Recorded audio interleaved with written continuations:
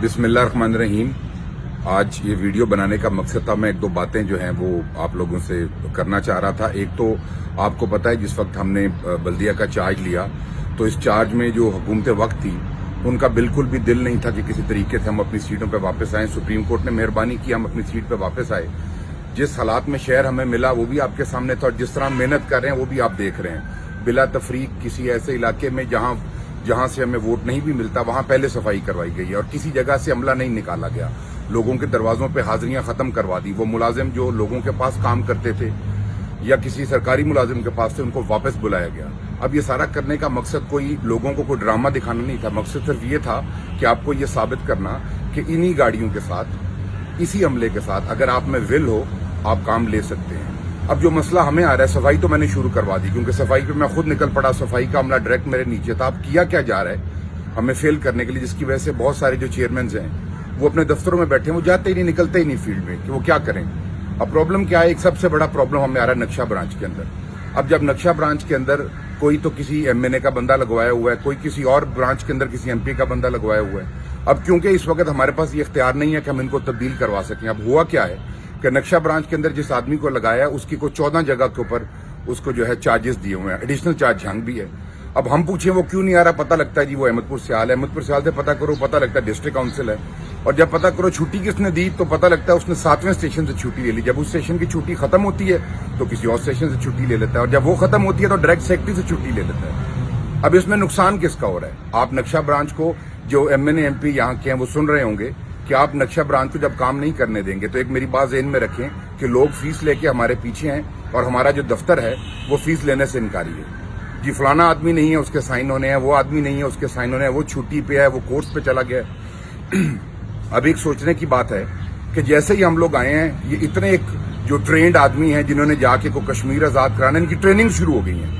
किसी की 7 दिन की ट्रेनिंग वो खत्म होती है, 4 दिन की ट्रेनिंग वो खत्म होती है, फिर एक नई ट्रेनिंग। इतने क्वालिफाइड और लाइक तो ये है नहीं कि इनको इतनी ट्रेनिंग्स की जरूरत है। इनका काम है सिर्फ बैठ के पैसे लेना और दस्तखत करना। अब तो उससे भी इनकारी हैं। अब ये बात उन सियासियों को समझनी चाहिए कि ये हमारा टाइम है, पता नहीं 10 दिन का, 1 महीने का, ये एक्सटेंड हो जाता है, ये बात नहीं है। लेकिन अवाम तो आप ही की है। साल बाद, 1.5 साल बाद आपने भी इन्हीं से वोट लेने जाना है। अगर आज ये तंग हो रहे हैं, ये ज़िली हो रहे हैं, फिर आप इनको इन्हीं सरकारी मुलाजमीन के सर पे फेंक देंगे जो फिर बैठ के जो है उनके साथ फाइलों के भी पैसे लेंगे और उनसे साइन करने के भी पैसे लेंगे। आज कमर्शियल फीस लेके लोग पीछे हैं, हमारा दफ्तर काम नहीं कर रहा। अब हम किसको शिकायत करें? हम सेक्रेटरी को शिकायत करेंगे तो वो शिकायत के ऊपर उल्टा उस अफसर की तारीफ होगी। हम अवामी मसाइल के ऊपर शिकायत करेंगे, उसको वहां जो है उसको इनाम दिया जाएगा कि बड़ी बात है जनाब तुम्हारा चेयरमैन तुमसे तंग है। अब इसी तरह वर्क्स ब्रांच है, ठीक है अब काम हम नहीं करवा सकते। वर्क्स ब्रांच के साइन आपको हर चीज में चाहिए। एक्सचेंज ड्राइव पूछो कहाँ है जी, अब मरी हैं जी, अब मरी से आ गए जी, अब सेक्रेटरी साहब ने छुट्टी दे दी है। ये सारे वो तरीके किए जा रहे हैं जिनसे हमें फेल किया जाए। हमने फेल नहीं होना, अल्टीमेटली आप लोगों ने फेल होना है। ये आप लोगों का फेलियर है। सबको पता है हम पता नहीं कितने टाइम के लिए आए हैं, लेकिन हमारी कोशिश है कि जो हम आवाम के लिए जो है आसानियां पैदा कर सके वो हम करें, लेकिन आप हमें करने नहीं दे रहे। इसमें आपका पूरा पूरा हाथ है। सरकारी अफसरों की तो जान छूट गई है। उनको पता है कल को जिस वक्त आपने सिर्फ फोन पे सिफारिश करनी है, उनका दिल करेगा वो काम करेंगे, दिल करेगा वो नहीं करेंगे, और अगर करेंगे भी तो पैसों के साथ करेंगे। आज उनको ये पता है कि चेयरमैन बैठे हैं, सियासी लोग हैं, ना पैसे लेंगे और ना लेने देंगे। अब ये जो गेम वो आपको बना के दे रहे हैं और आपके आगे वो जो सियासी जो है वो शहीद बनने की कोशिश कर रहे हैं, तो ये बात आप ज़हन में रखें कि ये तो अफसर आज आपके जिले में हैं, कल पता नहीं 7वें जिले में चले जाएंगे। लेकिन जो अवाम आज तंग हो रही है उनके दरवाजे पे आपने भी जाना है और हमने भी जाना है। तो इस बात को मद्देनजर रखें कि अवाम की जो तकलीफ है उसको दूर किया जाए। ये जो अफसरान हैं जो ये गेम और ड्रामा कर रहे हैं सारे, हमें पता है हम उनके खिलाफ इस वक्त कुछ नहीं कर सकते कि पंजाब हुकूमत हमारे खिलाफ है।